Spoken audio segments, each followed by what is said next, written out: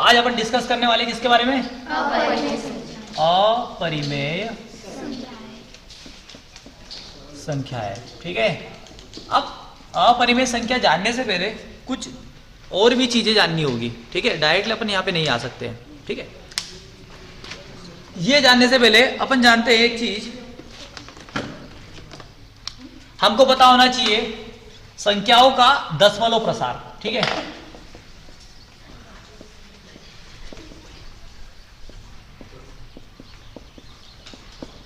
ठीक है, क्या होता है मैं बताता हूं अभी। ठीक है, अभी कोई भी संख्या दी हुई है ना, उसमें किसी संख्या का भाग दे रहे हो आप। हमने परिमेय संख्या के बारे में बात करी, तो परिमेय संख्या क्या होती है? जिसको p बटे q के रूप में लिख सकते हैं। ठीक है, मतलब बटे चटे में लिख सकते हैं अपन उसको। ठीक है, अगर कोई संख्या एक संख्या में दूसरी संख्या का भाग दे रहे हैं अपन, तो उसका जो भाग देने के बाद में है ना, जो आपकी जो रिजल्ट आने वाला है, जो भागफल आने वाला है, वो पॉइंट में भी आ सकता है, दशमलव में भी आ सकता है। ठीक है, उसके आधार पर अपन बात करेंगे। जैसे मैं यहाँ पे एक संख्या लेता हूं 33/8। ठीक है, सबसे पहले अपन बात करते हैं दशमलव प्रसार की। तो दशमलव प्रसार दो प्रकार के होंगे। ठीक है, जब आप किसी भी संख्या को भाग दोगे तो वो या तो होगा आपका शांत दशमलव प्रसार, ठीक है, या तो होगा आपका अशांत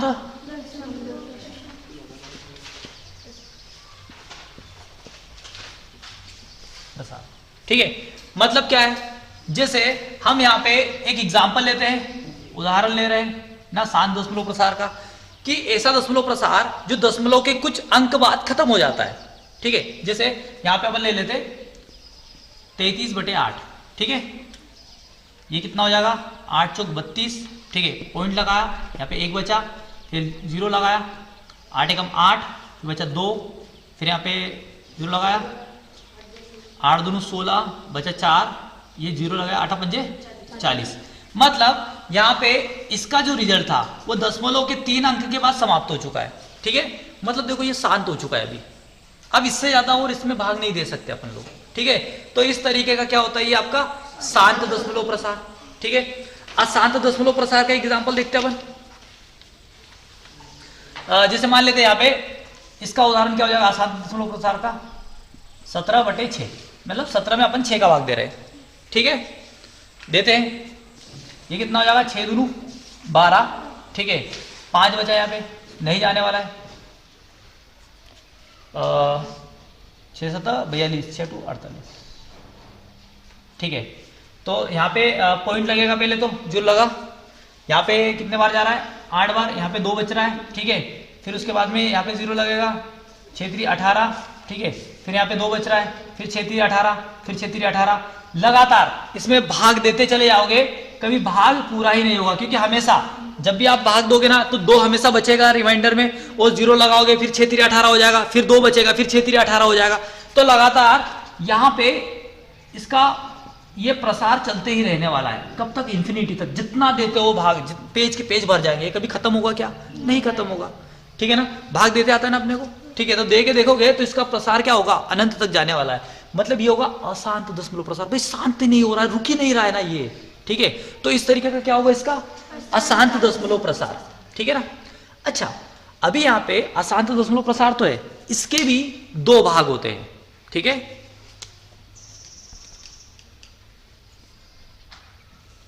अच्छा एक चीज और है, इस अशांत दशमलव प्रसार को अपन एक और नाम से जानते हैं, अनवसानी। ठीक है, अनवसानी।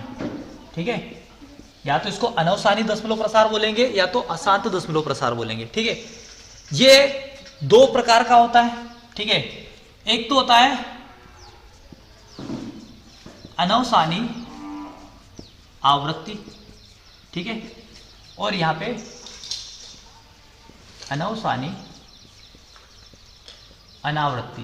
ठीक है, या इसको ये भी बोल सकते हो कि अशांत आवृत्ति, अशांत अनावृत्ति। ठीक है, अभी यहाँ पे ये शब्द है, इसको समझते हैं आवृत्ति का मतलब क्या होता है। ठीक है, कोई चीज अगर रिपीट हो रही है ना, जैसे यहां पे ये 3 3 3 3 3 लगातार 3 आ रहा है ना, मतलब 3 बार बार रिपीट हो रहा है, मतलब इसकी आवृत्ति हो रही है। क्लियर है या नहीं है? इसको इंग्लिश में बोलते हैं रिपीट, है ना, आवृत्ति का इंग्लिश में होता है रिपीट। क्लियर है क्या? नॉन टर्मिनेटिंग, ठीक है, मतलब लगातार कोई चीज रिपीट हो रही है। जैसे यहां पे ले लेते हैं, जैसे अनवसानी। अनवसानी का मतलब क्या होता है? एक्चुअल में यहां पे लिख भी सकते हैं, या इसको अपन क्या बोल देंगे, या इसको बोल सकते हैं अपन अशांत आवृत्ति, ठीक है, और ये क्या हो जाएगा आपका अशांत अनावृत्ति, ठीक है। समझो, मैं यहां पे बोलना चाह रहा हूं कि अनवसानी को अशांत बोलते हैं, ठीक है ना, समझ रहे? अशांत मतलब क्या होगा कि ऐसा दशमलव प्रसार जो लगातार चलते रहता है वो अनवसानी अशांत कहलाता है। अब ये भी 2 प्रकार के हो सकते हैं, देखो कैसे, इसका एग्जांपल देखते हैं अपन कि या तो ऐसा हो गया कि यहाँ पे मान लेते हैं यहाँ पे 1.55555 इस तरीके से अनंत तक चलते जा रहा है, ठीक है। तो यहां पे ये जो 5 है ना, इसकी क्या हो रही है? आवृत्ति हो रही है। क्लियर है क्या?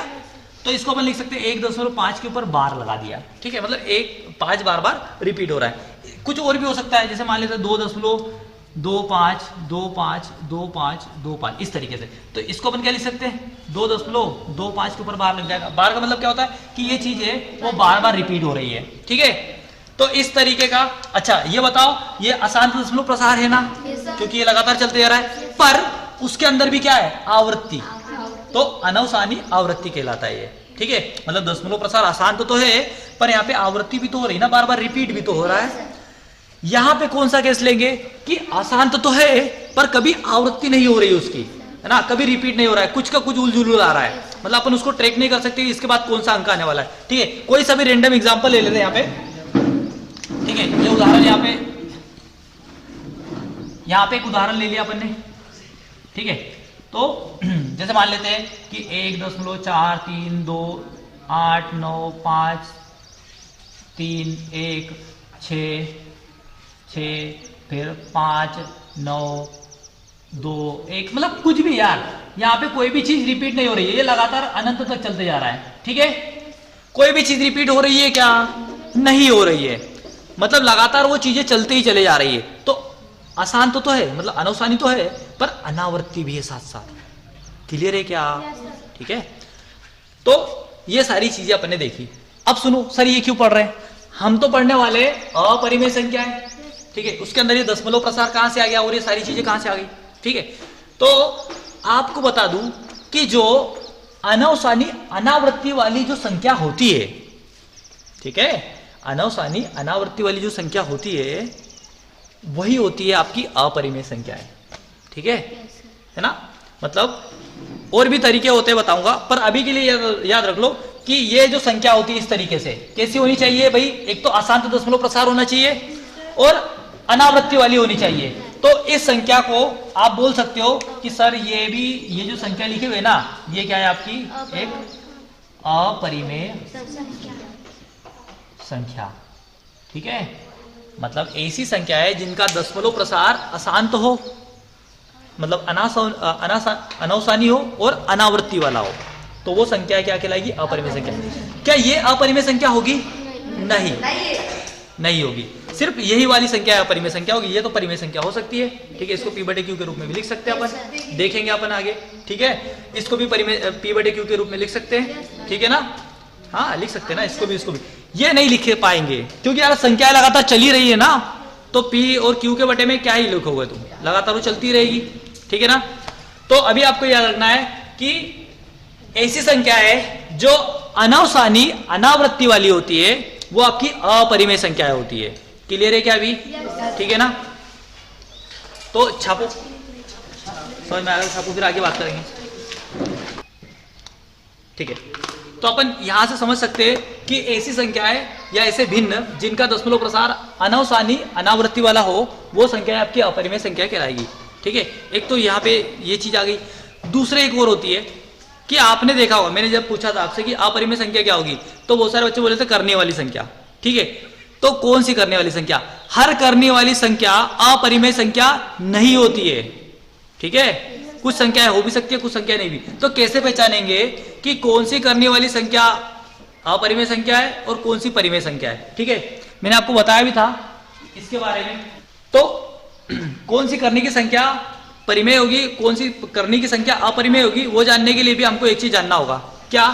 आपको पता होना चाहिए पूर्ण वर्ग संख्या है। ठीक है, पूर्ण वर्ग संख्या, मैं कुछ संख्याएं लिखता हूं यहाँ पे, ठीक है, उसकी बात करते हैं अपन। पूर्ण वर्ग संख्या है मतलब क्या? जैसे मैं यहाँ पे लिखता हूँ संख्या 1 2 3 4 5 6 7 8 9 10, आगे भी जा सकती है पर हम इतने ही ले रहे हैं। ठीक है, अब इन संख्याओं का अगर मैं वर्ग करता हूँ, ठीक है, 1 का वर्ग, 2 का वर्ग, 3 का वर्ग, 4 का वर्ग, 5 का वर्ग, 6 का वर्ग, 7 का वर्ग, 8 का वर्ग, 9 का वर्ग, 10 का वर्ग, और भी संख्या हो सकती है। ठीक है, वर्ग का मतलब क्या होता है कि उसी संख्या में उसी संख्या गुना। जैसे 2 का वर्ग लिखा हुआ है ना, इसको लिख सकता हूँ 2 गुणित 2। ठीक है, तो 1 का वर्ग क्या होता है 1, 2 का वर्ग क्या होता है 4, 3 3 9, 4 चौक 16, 55 छाछा 7 7 8 8 नम नम 10 दाम की 100। ठीक है, तो ये होती है आपकी पूर्ण वर्ग संख्या है। ठीक है, मतलब अगर ये संख्याएं करनी के अंदर लिखी हुई है, जैसे मैं यहाँ पे लिखता हूँ आपको, इसको मैं अगर करनी के अंदर लिखा करनी 1, ठीक है, ये क्या होगा करनी 4, ये क्या होगा करनी 9, ये क्या होगा करनी 25, ये करनी 16, ठीक है, करनी 36। ठीक है, अगर ये पूर्ण वर्ग संख्या है, जो मैंने संख्याएं लिखी हुई है ये वाली संख्या है, ठीक है, इसके अलावा और भी बहुत सारी हो सकती है। ये पूर्ण वर्ग संख्या अगर करनी में है तो ये सारी की सारी परिमेय संख्याएं होगी। क्या होगी? परिमेय। इनके अलावा कोई सी भी और संख्या हुई, जैसे इनके बीच में कौन सी संख्या है भैया, देखो एक तो करनी 2, करनी 3, तो ये दोनों क्या होगी? अपरिमेय संख्या होगी। ठीक है ना, ये क्या होगी आपकी? अपरिमेय संख्या। कारण बताऊंगा मैं। ठीक है, अपरिमेय संख्या, जैसे यहाँ पे कुछ संख्याएं हो सकती है, जैसे यहाँ पे आपकी क्या हो गई करनी 5, ठीक है, करनी 6, करनी 7, करनी 8, ये भी अपरिमेय संख्या हो गई। 16 और 9 के बीच में कौन सी संख्या होती है? करनी 10, करनी 11, करनी 12, करनी 13, करनी 14, करनी 15। ठीक है ना, तो ये सब की सब क्या होती है? अपरिमेय संख्या होगी। ठीक है, अब सवाल ये है कि सर इतना भेदभाव क्यों, कि ये परिमेय संख्या हो गई और ये अपरिमेय संख्या क्यों हो गई? कारण बताते हैं। जैसे यहाँ पे करनी 16 को लेते हैं अपन, ठीक है, कि आपसे कोई ने पूछ लिया कि बताओ सर कि करनी जो 16 होती है वो आपकी परिमेय संख्या होती है कि अपरिमेय संख्या होती है? तो अपन ने यहाँ पे लिखा कि परिमेय होगी उसे, तो चेक करेंगे कि परिमेय क्या, क्योंकि परिमेय क्या होती है? जो P/Q के रूप में लिख सकते हैं, जिसको मतलब परिमेय संख्या को अगर डिफाइन करें अपन, तो परिमेय संख्या वो संख्या होती है जिसको P/Q के रूप में लिख सकते हैं, और जहां Q is not equal to 0 होगा। ठीक है ना, तो क्या करनी 16 को P/Q के रूप में लिख सकते हैं? सुनो, इसको अपन तोड़ेंगे क्योंकि ये पूर्ण वर्ग संख्या है ना। क्या संख्या है? ये पूर्ण वर्ग संख्या है, तो ये एक्चुअल में परिमेय संख्या तो है। तो चेक करते हैं, करनी 16 को मैं क्या लिख सकता हूं? 4 गुणित 4 लिख सकता हूं ना। ठीक है, अब 4 में 4 का गुना है, मतलब करनी 4 का वर्ग लिख सकता हूं मैं। अब ये वर्ग से वर्गमूल कैंसिल हो गया, तो ये क्या आ गया यहाँ पे? 4। तो एक्चुअल में जो आपको करनी 16 दिख रही है वो तो 4 है ना, 4 है ना, तो 4 तो परिमेय संख्या होगी ना। क्यों? क्योंकि 4 को हम क्या लिख सकते हैं? 4/1 लिख सकते हैं। ठीक है, वैसे ही करनी 5 को लिख सकते हैं क्या? नहीं। समझ में आया क्या? देखो भाई, हम तोड़ के किसको लिख सकते हैं? जिसका वर्ग हुआ है उस संख्या को। जैसे हम 36 को लिख सकते हैं 6 गुणित 6, ठीक है, 49 को लिख सकते हैं 7 गुणित 7, ठीक है, 64 को लिख सकते हैं 8 गुणित 8। तो ये टूट जाएगा ना, और इससे वर्ग से वर्गमूल कैंसिल हो जाएगा, तो ये आपकी परिमेय संख्या हो जाएगी और इधर वाली आपकी अपरिमेय संख्या हो जाएगी। आपको क्या याद रखना है कि ऐसी संख्याएं जो पूर्ण वर्ग संख्याएं है ना, करनी के अंदर वो संख्या है जो पूर्ण वर्ग संख्या है, वो एक्चुअल में परिमेय संख्या होगी, और उनके अलावा जो सारी करनी की संख्याएं होगी वो अपरिमेय संख्या होगी। ठीक है, तो यहां पे लिख सकते हो ज्यादा हो तो कि पहली तो ये हो गई। दूसरा,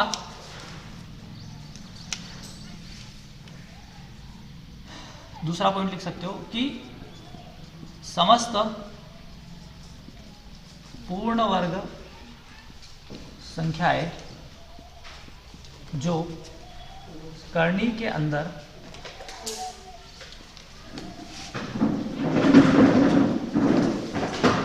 लिखी हो वह परिमेय संख्याएं होगी। इनके अलावा सारी संख्याएं अपरिमेय होगी। ठीक है, तो यहां से अपने को ये समझ में आ गया। तो अभी आपको पता चला गया कि कुछ करने की संख्याएं आपकी परिमेय होगी और कुछ अपरिमेय होगी। ऐसी संख्याएं जिनका पूर्ण वर्ग नहीं है, जैसे 7 को अपन तोड़ के लिख सकते हैं क्या? नहीं लिख सकते ना। 8 को भी नहीं तोड़ बराबर तरीके से नहीं तोड़ के रख सकते ना। जैसे 16 को 4 गुनी 4 लिख सकते हो। 25 को अपन क्या लिख सकते हो भैया? जैसे करनी 25 हुआ तो इसको लिख सकते हैं करनी के अंदर 5 गुणित 5। ठीक है, मतलब मैं यहाँ पे करनी के अंदर 5 का वर्ग लगा दूं, वर्ग से वर्गमूल कैंसिल हो गया, तो ये आ गया 5। तो 5 में परिमेय संख्या है। एक्चुअल में जो आपको करनी के अंदर 25 दिख रहा है वो एक्चुअल में क्या है? 5। ठीक है ना, तो 5 को तो हम परिमेय संख्या बोलते हैं ना। ठीक है, तो दो चीजें समझ में आई क्या? हमने अभी तक देखा कि ऐसी संख्याएं जी जो अशांत दशमलव प्रसार हो और जिनकी अनावृत्ति हो रही हो, वो सारी की सारी संख्याएं क्या होती है? अपरिमेय संख्या होती है। दूसरी कि करनी के अंदर अगर पूर्ण वर्ग संख्या नहीं लिखी हुई है, मतलब जैसे करनी 2, करनी 3, 5, 6, 7, 8, ठीक है, ऐसी संख्या लिखी है तो वो भी अपरिमेय संख्याएं होगी। क्लियर है क्या? तो दो तरीके हो गए पहचानने के। ठीक है, इनके अलावा भी मैं कुछ संख्याएं लिखूंगा तो वहां पे बताना होगा। क्लियर है क्या अभी? ठीक है, इतना छापो, फिर आगे बात करते हैं।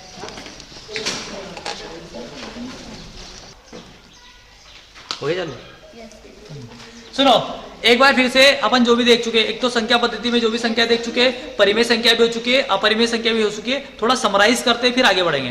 क्लियर है क्या? तो हमने देखा सबसे पहले कि प्राकृत संख्याएं होती है, ठीक है, और फिर उसके बाद में होती है आपकी पूर्ण संख्या, ठीक है, जिसमें 0 भी आ जाता है। ठीक है, ये 1, 2, 3 वाली हो जाती है, ये 0, 1, 2, 3 वाली हो जाती है। ठीक है, फिर उसके बाद में पूर्णांक, ठीक है, इसमें आपकी नेगेटिव भी आ जाती है, 0 भी आ जाता है और पॉजिटिव आ जाता है। ठीक है, उसके बाद में हमने देखा परिमेय संख्या है, ठीक है, जिसको अपन P/Q के रूप में लिख सकते हैं और Q 0 के बराबर नहीं होना चाहिए। तो सारी परिमेय संख्या है, यहां तक अपन देख चुके थे। ठीक है, फिर इसके बाद में मैंने बोला था कि अपन पढ़ने वाले अपरिमेय संख्या के बारे में। तो फिर अपन ने अपरिमेय संख्या देखा, ठीक है, जो अभी रिसेंटली देखा है। अपरिमेय संख्या में क्या होती है कि ऐसी संख्या है जो अनावसानी अनावृत्ति वाली होती है, वो आएगी। मतलब किस तरीके की संख्या आएगी?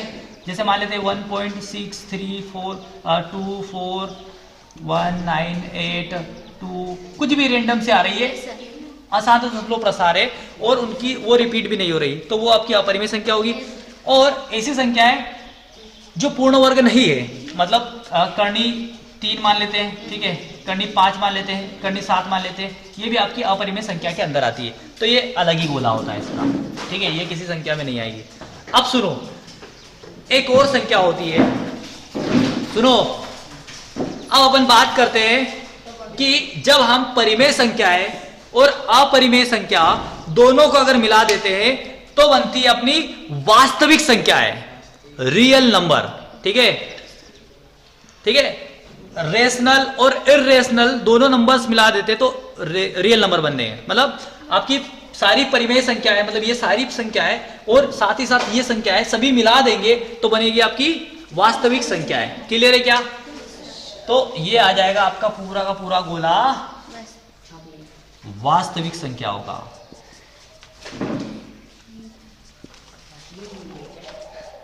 ठीक है, तो अगर कोई आपसे पूछे कि वास्तविक संख्याएं क्या होती है, तो हमको बताना है कि परिमेय और अपरिमेय दोनों संख्याओं को मिला के जो संख्या बनती है वो वास्तविक संख्या कहलाती है। या एक और तरीके से कि जिन संख्याओं को अपन संख्या रेखा पर व्यक्त कर सकते हैं वो वास्तविक संख्याएं होती है। ठीक है, संख्या रेखा देखेंगे अभी, ठीक है ना, वो होती है। क्लियर है क्या अभी तक का यहाँ? ठीक ठीक है ना, ये सारी चीजें अपन देख चुके हैं, यहाँ पे तो कोई डाउट नहीं होना चाहिए। अब मैं आपको कुछ एग्जांपल्स दूंगा, मतलब कुछ चीजें कि अभी तक हमने जो सीखा, तो आप तो बोल रहे हो कि हमको समझ में आ गया, पर मेरे को कैसा पता चलेगा कि समझ में आया कि नहीं? तो मैं कुछ सवाल पूछूंगा, आपसे जवाब लूंगा, और अगर आप सही जवाब दे दोगे तो मैं मान के चलूंगा कि आपको सब कुछ समझ में आ गया है। ठीक है, तो ये छापने की जरूरत है क्या? ठीक है, आगे बढ़ते हैं।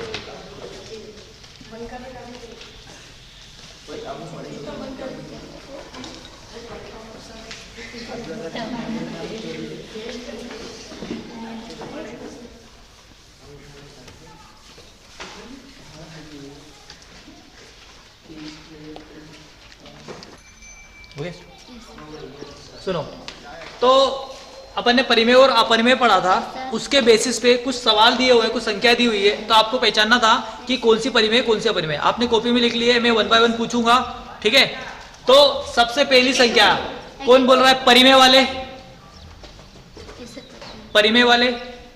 ठीक है, सारे परिमेय, तो हाँ ये क्या है? आपकी परिमेय संख्या है। हाँ, वो तो पता चल जाएगा ना, जो हाथ ऊंचे नहीं कर रहा है मतलब अपरिमेय करेगा, ऐसा है क्या? ठीक है, ये परिमेय हो जाएगा। ठीक है, तो कॉपी में चेक कर लूंगा ना सबकी। सर हमने कॉपी में लिखा नहीं लिखा सर। करनी सॉरी, ऋण 5 अपरिमेय कौन कौन बोल रहा है? अपरिमेय कोई नहीं। ठीक है, मतलब सभी बोल रहे हैं परिमेय संख्या है, तो हाँ ये भी परिमेय संख्या है। ठीक है, इसको भी अपन p/q के रूप में लिख सकते हैं, ऋण 5/1 हो सकता है। ठीक है, 8.3 अपरिमेय वाले, परिमेय वाले सभी परिमेय। ठीक है, तो ये भी आपकी परिमेय संख्या है। ठीक है, ऋण 8.53 परिमेय वाले, सभी परिमेय। एक्चुअल में ये भी परिमेय संख्या है। ठीक है, अब सुने, 8.314 अनंत तक जा रहा है, ये अशांत दशमलव प्रसार है। अब बताओ अपरिमेय वाले कौन कौन है? अपरिमेय वाले, ठीक है, अपरिमेय वाले, हाँ, और चलो ठीक है, देख लिया। परिमेय वाले, तो जो अपरिमेय वाले थे ना वो सही नहीं थे। ठीक है, एक्चुअल में ये परिमेय संख्या है। ठीक है, क्यों? क्योंकि सुनो सुनो, अशांत दशमलव प्रसार तो है, पर ये 314 बार बार रिपीट हो रहा है ना। ठीक है, तो ये क्या होगा? आपका परिमेय संख्या होगी, समझे? ठीक है, 0 परिमेय, क्या परिमेय? परिमेय, ये भी।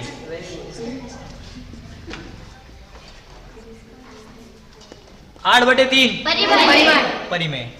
ठीक है, ये भी होगा आपका परिमेय। 30 अपरिमेय।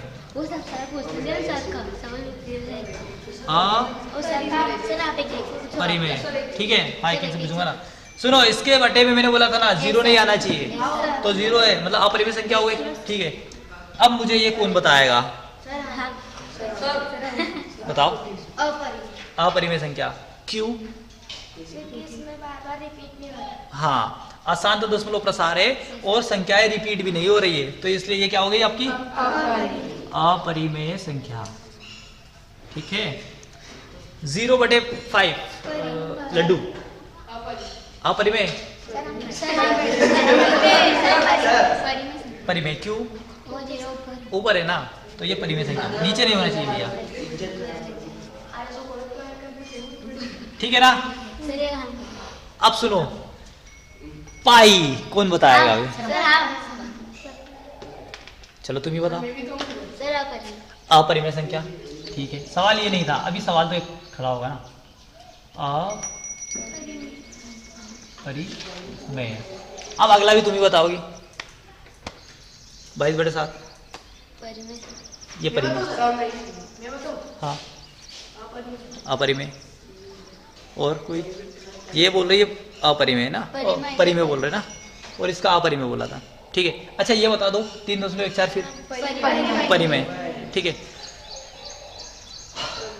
आप इसका परिमेय बोल रहे हो, ठीक है, इसका भी परिमेय बोल रहे हो, और पाई का बोल रहे हो अपरिमेय।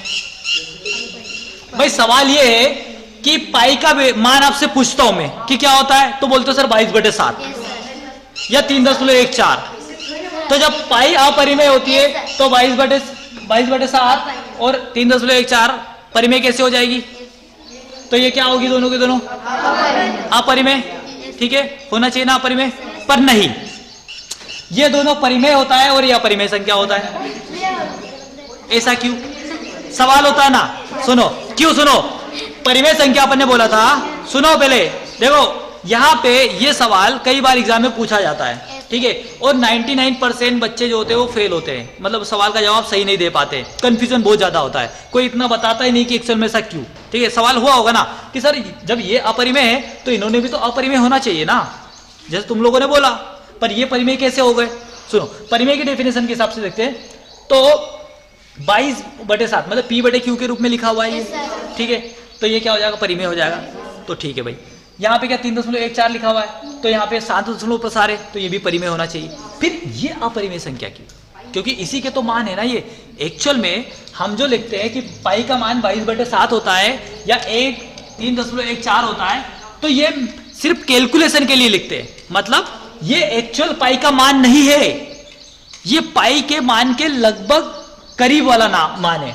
ठीक है, मतलब एक्चुअल में जो पाई का वैल्यू होता है ना, पाई का वैल्यू बहुत बड़ा होता है, अशांत दशमलव प्रसार है और अनवसानी वाला है। मतलब अगर मैं इसका रियल वाला पाई का वैल्यू बताऊं तो 3.14 मैं निकाल के बताता हूं अभी एक्चुअल में। ठीक है, बहुत बड़ा होता है ये, तो हम सिर्फ ऊपर के आगे के 2 डिजिट ले लेते हैं।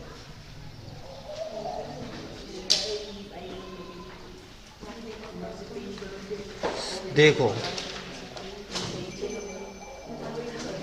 ये देखो, पाई का जो एक्चुअल मान होता है ना 3.14 नहीं होता है, 3.1452926893523842 ये होता है भाई पाई का एक्चुअल वैल्यू। ठीक है, देख पा रहे हो, ये होता है। तो ये क्या है? अशांत दशमलव प्रसार है, ठीक है ना, और क्या हो रहा है? अनवसानी है। मतलब अगर हम इसकी बात करें तो पाई का एक्चुअल मान क्या होता है? 3.14 फिर 1 5 9 2 6 5 3 5 8 9 7 9 3 2 3 8 इस तरीके से इन्फिनिटी तक जा रहा है भाई वो। तो एक्चुअल में इसीलिए जो पाई होता है ना वो अपरिमेय संख्या होता है। ठीक है, मतलब आपको अगर कोई बोले कि पाई का वैल्यू क्या होता है तो 22/7 और 3.14 तो हम सिर्फ सवाल हल करने के लिए लेते हैं, मतलब इस मान के जो बहुत ही करीब मान है, ठीक है, वो ये है ना। एक्चुअल में तो ये बहुत लंबा है। ठीक है, समझ पा रहे हो क्या? ठीक है, तो पाई का जो पाई एक्चुअल में जो होती है संख्या वो अपरिमेय संख्या होती है और 22/7 और 3.14 परिमेय संख्या होती है। ठीक है, क्योंकि ये पाई के एक्चुअल मान नहीं है, एक्चुअल वैल्यू नहीं है, हम सिर्फ इनको सवाल हल करने के लिए, कैलकुलेशन के लिए लेते हैं। पाई का तो मान देखा ना कितना लंबा सा होता है। ठीक है, तो ये क्या है भैया? अशांत दशमलव प्रसार है और अनवसानी भी है, कोई आवृत्ति तो नहीं हो रही है ना, तो इसीलिए पाई क्या होगा? अपरिमेय संख्या होगा। क्लियर हुआ क्या अभी? ठीक है, क्लियर हुआ। तो जिसको पता है, जिसने लिख लिया सही 60 है सब कुछ, तो ठीक है, नहीं तो बाकी सब छापो। ठीक है ना।